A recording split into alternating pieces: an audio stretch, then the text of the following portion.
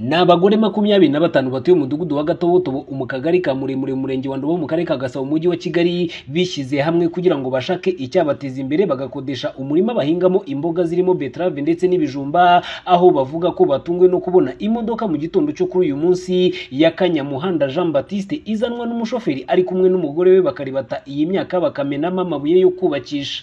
Nibwo naje nsanga imodoka yari imaze kumenamo ikamyo imwe y'amabuye, indi yaje kumenwa ngewe mpari mpibereye.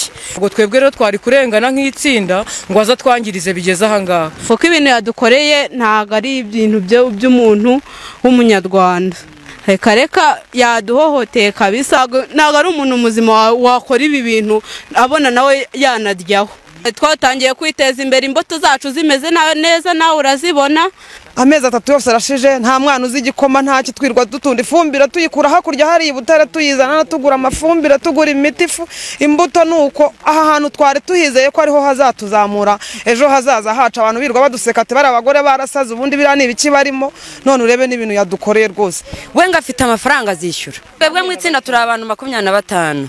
Ni nkuko twese yadufata akaducocagurira amahanga. Bavuga ko ikibazo cyabo bakeneye ko bahabwa ubutabera bakishyurwa ibyabo byangijwe, nubwo bavuga ko ubuyobozi busa n'ubwabanje kubatererana. Ngo bikiba mu Rwanda ibi bintu simbizi, mwadufasha ahubwo mukaturenganura rwose. Twebwe turasaba indishyi z'imbuto baturihe zino mbuto zacu, banaturenganure, turanishinganishije no mu buyobozi. Twebwe watwangirije naza twishyure, imbuto ze tuzimurekere natwishyure kuko guhomba bwo twahombye.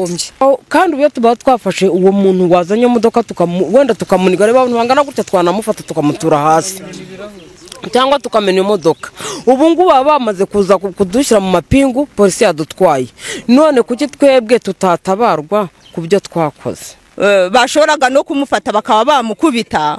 Icyo kintu ko iyo kiramuka kibayeho ubuyobozi twari kububona, ariko kubera ko abantu bo mu itsinda ryacu nabari abantu bafite ubwenge nago bari gukora iryo kosa. Bamwe mu baturage bagane na BTN TV bagaye imyitwarire y'abakozi ibi, bavuga ko bidakwiriye kuko usanga imyaka iri mu murima itagirira umumaro gusa nyirayo wayihinze, kuko igirira umumaro n'abandi baturage muri rusange bazaza kuyiha, ibyo bavuga ko batabona inyito banabyita. Niba hari umuntu wenda ukoresha ubushobozi afite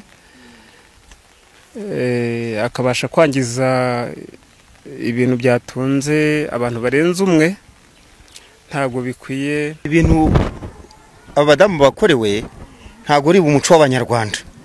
Ko ndi umwana ntago ni mukuru cyane, hari abantu benshi banduta, ariko ukurikijwe mu buryo Abanyarwanda babana nta muntu ufite ubwenge w'Umunyarwanda wakora ibi bintu.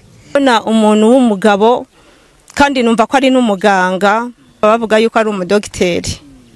Nekerezaho rero kuba yafata imyaka imeze gutya akayonona, ntago ngewe nshobora kwiyumvisha n'ukuntu avura abana ahubwo, kuko nk'umuntu wize ntago yakagombye gukora kino kintu. Ugasanga umuntu yahinze imbuto y'iki gihe irahenda pe, n'abayihinze nabo bararushye bahinga.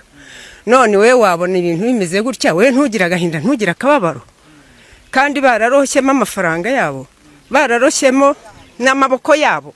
Ubu se ntago wababara?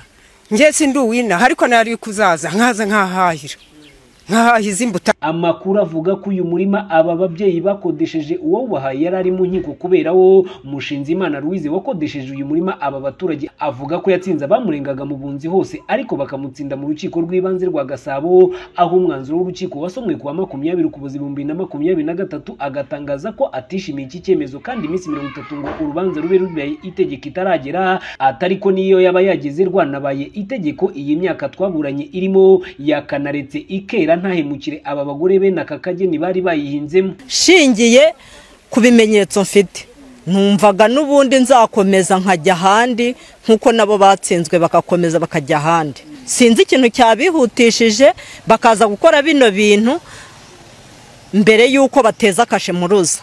Ikindi cya kabiri nkavuga nti ese nk'umunyarwanda, nk'umuntu ufite ubumuntu, ashobora gukora ibi bintu azi ko bishobora gutunga abantu barenze umwe.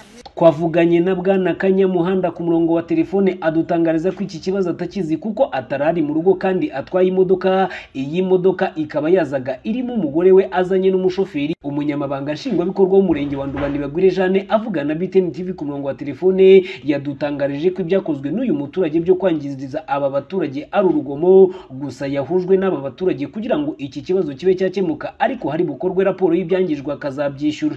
Uriya muntu rero wamenye ariya mabuye muri iriya myaka n'urugomo yakoze, twabasabye ko bakora raporo y'ibyangiritse hanyuma bakaza no kuri polisi bagatanga ikirego kuko ruya n'urugomo ni no kwangiza.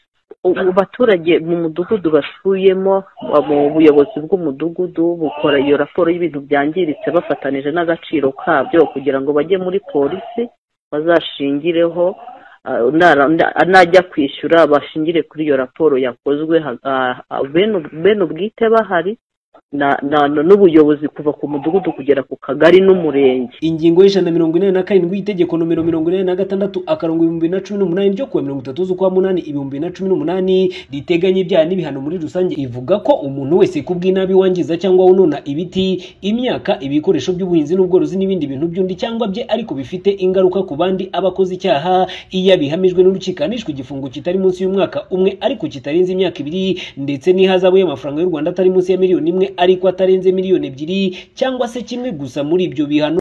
Ibarushimwe Bihoki Keve Christian, BTN TV, i Kigali.